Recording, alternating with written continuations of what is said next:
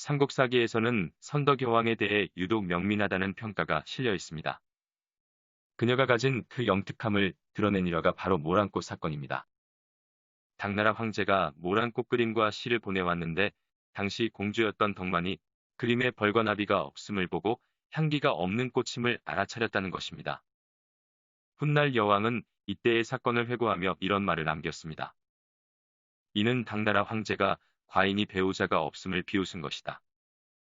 다시 말해, 당나라 황제가 덕만이 남편이 없다는 사실을 향기 없는 꽃에 비유해 조롱했다는 것이었습니다. 이 일화가 역사적 사실인지에는 미심쩍은 부분이 없지 않지만 적어도 죽기 직전 덕만을 향해 향기 없는 꽃이라는 비아냥이 있었던 것은 사실로 보입니다. 선덕여왕의 친정과동시에 완공된 분황사라는 절의 이름이 향기나는 여왕 제2절이라는 의미를 담고 있기 때문입니다. 이렇듯 즉위하기 직전의 선덕여왕은 남편이 없었음이 확실합니다. 그러나 항상 그랬던 것은 아니었습니다. 삼국유사에는 이런 기록이 남아 있습니다. 왕의 남편은 은갈문왕이다. 이 은갈문왕의 실체에 대해서 여러 견해가 존재합니다.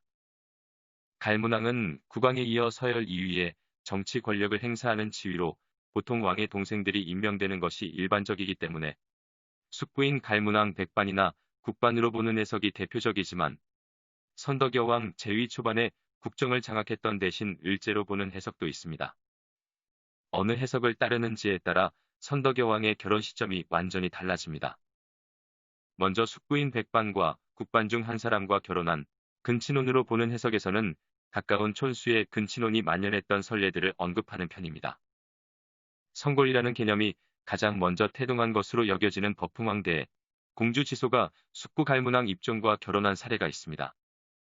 신라는 같은 신분과 결혼해야만 자식에게도 같은 골품을 물려줄 수 있었기 때문입니다.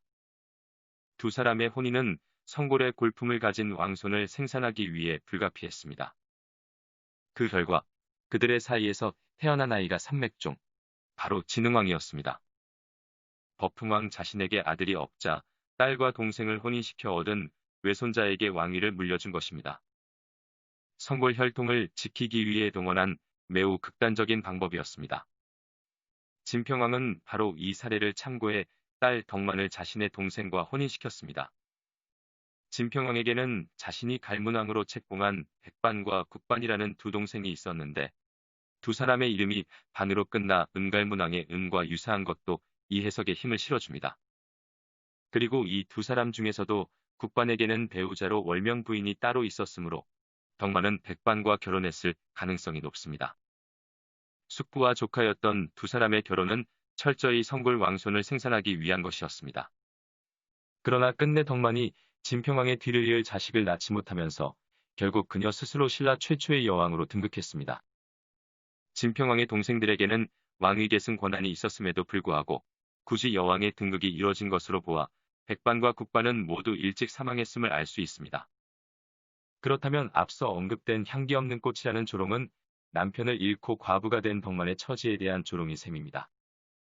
두 번째로 대신 을제를 선덕여왕의 남편으로 보는 해석에 따르자면 선덕여왕이 즉위 직후 국정을 안정시키기 위해 을제와 정략혼을 감행했다는 것입니다.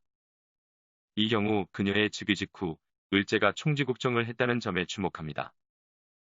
국정에서 이런 권한을 행사하는 것은 보통 상대 등이 일반적이지만 을제가 상대 등에 임명됐다는 직접적인 기록은 없습니다.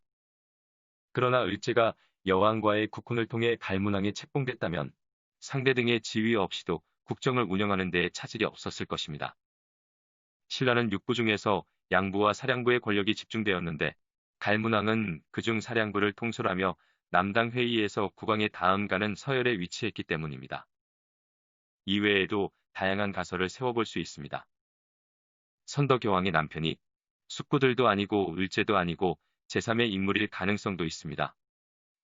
선덕여왕의 남편에 대한 기록은 그가 은갈문왕이라고 불렸다는 단서 하나밖에 남지 않았기 때문에 우리에게 무궁한 상상의 여지를 남겼습니다.